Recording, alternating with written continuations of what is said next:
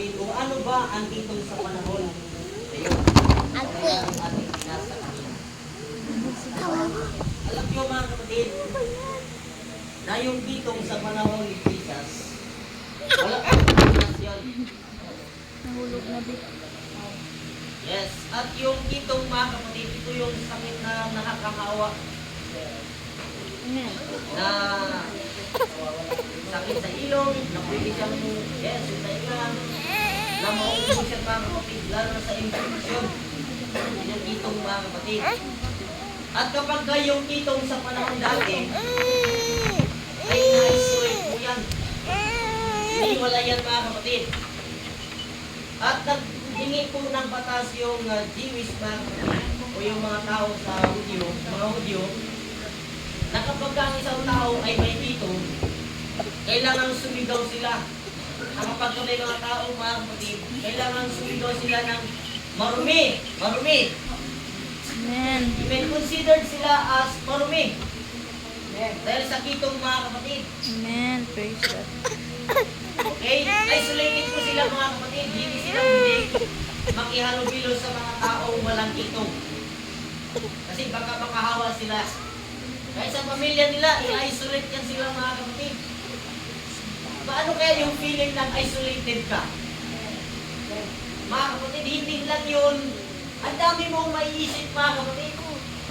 Inisip mo na, tinalikuran ka ng, even hindi lang yun sa emotional. Hindi lang sa physical mga kapatid na sakit yun. Dahil sa panahon na gusto mo ng kayakap, walang yayakap sa'yo. Amen. Amen. Sa panahon na gusto mo ng kausap, wala kang makakausap. Amen. Sa panahon mga kapatid na gusto mo ng aruga, walang mag-aaruga sa'yo. Kasi nga isolated ka mga kapatid. Naroon yung quarantine, naroon yung quarantine. Pandemic, di ba, COVID-19, yung may mga cases ng COVID-19, yung positive, mga kapatid. Diba, hindi man lang sila may pamilya mo, hindi ka pwede lumapit. Tama po? Amen. Parang kahawig siya mga kapatid ng ano. Yung kitong parang kahawig yung pangyayari doon sa COVID-19. Eh, hindi ka pwedeng lumapit sa taong may kitong. Naibilip itong mga tao na to. Dahil walang gamot, walang cure yung kitong sa panahon na yon. So, lifetime yun. Isipin mo, lifetime kang ganun yung kalagayan mo. Hopeless na yung kanilang kalagayan mo. Lifetime silang naka-isolate. Lifetime silang walang yayakap sa kanila. Lifetime na walang makipag-usap sa kanila. Kung may pakipag-usapan, bakang tayo, magsisigawan sila mga. So isipin mo yung ganong kalagayan. Kaya mo yun? Di ba ang hirap nun mga kapatid? So, ang tindi ng kalagayan ng mga kitongin ito. Kaya talaga mga kapatid, yung may mga tao may pangailangan, hindi yan titigil hanggat hindi nila makamtan yung kanilang binibighi. Amen. Hindi sila tumigil sa pagsigaw. Nung nakita nila si Jesus, nung tunabay pa kapatid na si Jesus ay nasa pagitan na po ng Galilee at ano binanggit kanina? Samaria. Samaria at Galilee. So nasa gitna siya mga kapatid. Laging si Jesus ang namamagitan. Amen. Dahil yan naman talaga ang purpose ni Jesus para mamagitan sa ating mga kapatid. Between God and man. Amen po? Amen. Hallelujah. Nandiyan pa kayo mga kapatid? Amen. Praise the Lord. At, ano ba?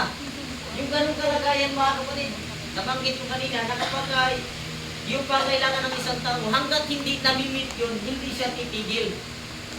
At maraming mga cases sa Bible na hindi tumigil sa pagsigaw. Naalala niyo si Bartimaeus, yung bulag? Hindi siya tumigil hanggat hindi niya nakuha yung atensyon ni Jesus. Ibig nagsisisigaw siya, Jesus, Son of David, have mercy on me. Pinatigil siya ng mga tao mga kapatid. Ang ingay-ingay mo. Lalo niya pang nilaksan yung kanyang sigaw. Jesus, Son of David, have mercy on me. Amen. Ganun mga kapatid, pag may pangailangan tayo sa Panginoon, pag patigilin ka ng mga problema, ng mga circumstances sa buhay mo, mas lalo mo pang laksan yung sigaw mo sa Panginoon. Amen. Hallelujah. Well, naalala niyo yung preaching ni Pastor Cesar sa mga young people dyan, doon sa Bangkaw before pandemic. Raise the volume of your shout. Before mag-pandemic yun mga kapatid. Kung baka tumatak sa akin yung preaching na yun, raise the volume of your shout. Nung pinapatigil sa Bartimeus, instead na tumigil siya, lalo niya pang nilalaksan yung kanyang sigaw, kaya nakuha niya yung atensyon ng Panginoon. Amen. Amen. Pag pinapatigil ka ng diablo, ng mundo, huwag kang tumigil mga kapatid. Mas lalo mo pang laksan yung sigaw mo sa Panginoon. Praise the Lord. Palakpakan natin ang ating Panginoon. Yung 10 itong na to ay outcast sila sa society mga kapatid. 10 doon ay mga Galileans. At isa doon mga kapatid yung Samaritan. Amen. Ibig sabihin kahit Samaritan ka pa o Galileans ka mga kapatid, pagka may kitong ka, sama-sama na kayo ng isolated mga kapatid. Parang dahil sa kitong, nagkakapantay-pantay kayo. Eh, dito mo lang parang kilala natin dito. Praise the Lord. Amen. Kasi dati ba mga kapatid, mayroon talaga yung discrimination. Kapag ka Samaritan ka, mababa yung tingin sa'yo ng Samaritan ng ibang lahi mga kapatid. Pero pag may kitong ka, pantay-pantay na kayo mga kapatid. Praise the Lord. Walang mataas, walang mababa. Lahat sila isolated na mga kapatid. Walang edukado at wala pong mangmang mga kapatid. Even pag tinamaan ka ng kitong, automatic isolated ka. Kahit na engineer ka, pag tinamaan ka ng kitong mga kapatid, isolated ka. Kahit na sumakulawni ka, sabi natin, sino yun ang sabi na, hindi ako good, sumakulawni ako, nala. Patalastas na yun sa, ano yun?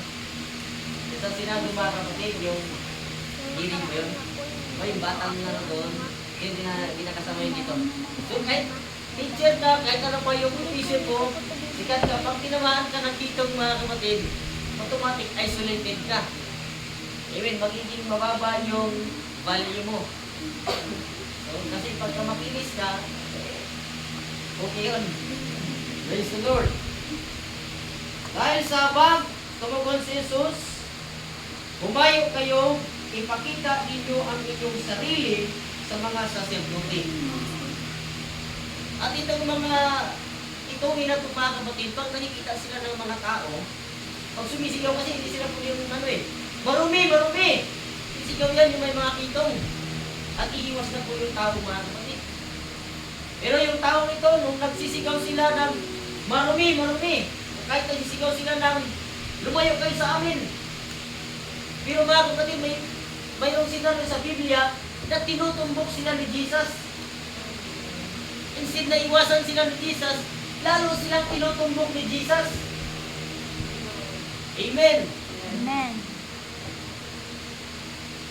And then, ang sabi sa kanila ni Jesus, go!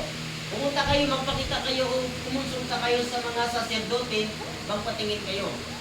At ang sabi ng Biblia, habang sila ay palapit, o habang sila ay papunta mga kapatid, o habang sila ay papunta doon sa daan patungo sa saserdote mga kapatid, nakita nila yung kanilang sarili na malinis na. Gumaling na. Amen. Hindi sila instantly o immediately pinagaling ng Panginoon. Diba karamihan nating nababasa at napapakinggan mga kapatid na pinagaling ni Jesus instant. Diba yung sa may issue of blood sa 12 years, sa agad-agad pinagaling ni Jesus yun. Pero ito sila, parang walang resort. Ang sabi lang sa kanila, pumunta kayo doon sa mga pare o sa mga saserdote. Di ba pakita namin sa kanila itong mga kitong namin, hindi na kami pwedeng lumapit sa kanila. Pero sabi ng Panginoon ko, at habang sila'y papunta mga kapatid doon sa saserdote, unti-unti silang nalilinis. So nakita niyo mga kapatid yung pagpapagaling ng Panginoon? Amen. Motion activated po yun. Hanggat hindi sila pupunta doon sa sacerdote, hindi sila gagaling. Nakita nyo? Baka marahil yung pagpapala natin mga kapatid ay motion activated din. Hindi pa natin natatanggap dahil wala pa tayong aksyong ginagawa mga kapatid. Amen. Ibig sabihin, matanggap lang natin yung pagpapala na yun kapag kikilos tayo mga kapatid. Hanggat hindi tayo kikilos, walang mangyayari mga kapatid. Kaya ang pinasabihan, di ba? Nasa Diyos ang awa, nasa tao po yung gawa mga kapatid. Nasa tao ang gawa. Kailangan nating gumawa. Amen. Motion activated yun. At habang sila ay papunta mga kapatid, unti-unti silang nalilinis. Mga kapatid, gusto ko nitong may tatlo po nitong bagay na magtutunan tayo sa pangyayari sa 10 titungin. Number 1, pinahahalagahan ng Diyos ang pinakamababa. God values the least. Pinapahalagahan ng Diyos yung pinakamababa. Hindi lang yung matataas. Dahil ang Panginoon ay hindi po nagtatangi ng tao. Amen. God is no respecter of person. Hindi nagtatangi ang Diyos ng tao mga kapatid. Hindi nagtatangi ng tao ang Diyos. Kahit na ano yung katayuan mo sa buhay, status mo, degree mo, hindi nagtatangi ang Diyos dyan. Your provision doesn't matter to God. Yung pinag-aralan mo, wisdom mo, knowledge mo doesn't matter to Him. But your worship matters to Him mga kapatid. That is all that matters to Jesus. Amen. Kaya sabi ng awit na kahit ano pa yung kalagayan mo, magpuri ka sa Panginoon. Dahil ang Panginoon, wala naman yung pakialam mga kapatid kung degree holder ka, doctorate ka mga kapatid, basta nagpupuri ka, ang laki ng pakialam ng Diyos dyan mga kapatid. Nagpamatter sa Diyos yan, ang lakas ng impact ng pagpupuri mga kapatid. Kumbaga, attractive yung pagpupuri natin mga kapatid. Lord, hallelujah. Isang bagay sa kung gusto natin maging attractive tayo sa harapan ng Panginoon, maging praiser and worshiper tayo mga kapatid. Praise the Lord. Hallelujah, may pananampalataya pa tayo. Lalong ma-attract ang Panginoon. Dahil may singit ko lang sa Bible, maraming pangyayari dito, na ang Panginoon, napapalingon talaga siya sa taong malaki ang pananampalataya. Amen. Lumilingon talaga ang Diyos may pananampalataya mga kapatid. Praise God. Nahuhog yung atensyon ng Diyos sa taong may pananampalataya. Sabi ni Jesus, hindi pa ako natin tatanggin malaking pananampalataya. Talagang nalilingon talaga, lumilingon ang Diyos sa taong may pananampalataya mga kapatid. Amen. Number 2, pinararangalan ng Diyos ang pananampalataya. God honors faith. Ilaw-ilaw. Ang itungin ay hindi gumaling hanggang sa kumilos sila ng may pananampalataya. Dahil sa pananampalataya, sabi ng Panginoon ko, lumakad sila. At unti-unti mga kapatid, gumaling sila. Number 3, pinahahalagahan ng Diyos ang pasasalamat. God loves a grateful heart. At habang sila ay gumaling, siguro sa po na yung mga kapatid, yung 9, Tip mo yung lang ang mga ilan sa kanila ay mga government employee. Trabaho sa gobyerno mga kapatid. So, hindi natin kilala kung sino sila. Kung ano yung kanilang mga katayuan dati before sila nagkatitong. Marahil ang ilan sa kanila ay sikat, no? Siguro lang, ang tatalisan doon ay hindi, no? Kaya pala yun. Praise God. Makalang. Diba mga kapatid? So, nung pinagaling sila, habang nire-realize sila mga kapatid na bumagaling sila, isa lang po yung bumalik. Amen. At yung Samaritan lang mga kapatid yung bumalik. Habang nakikita niya sa tuwing niya na, uy, malinis na ako. Bumalik siya, nagsisigaw siya mga kapatid. Sabi doon, with a loud voice. Hindi lang mahina, kundi malakas mga kapatid. Dahil pinagaling siya ng Panginoon mga kapatid. dapat ko na pag pinagaling tayo ng Panginoon, o tinuman yung ating panalangin, dapat lang nasumigaw tayo mga kapatid ng pasasalamat sa Panginoon. Amen. Siguro na-realize ng tao na yun, hindi pwedeng tatahimik lang ako. Sobrang bait ng Diyos, sobrang buti ng Diyos para hindi ako magpasalamat. Hallelujah! Na yung kalagayan yung hopeless, nung makita niya si Jesus o nang mamit nila si Jesus, nagkaroon ng pag-asa mga kapatid. Amen. Yung lifetime na sana silang isolated, pero salamat kay Jesus. Yes. Hallelujah. Amen! May Jesus na kanilang natagpuan mga kapatid at nabigyan sila ng kagalingan. Palakpakan natin si Jesus.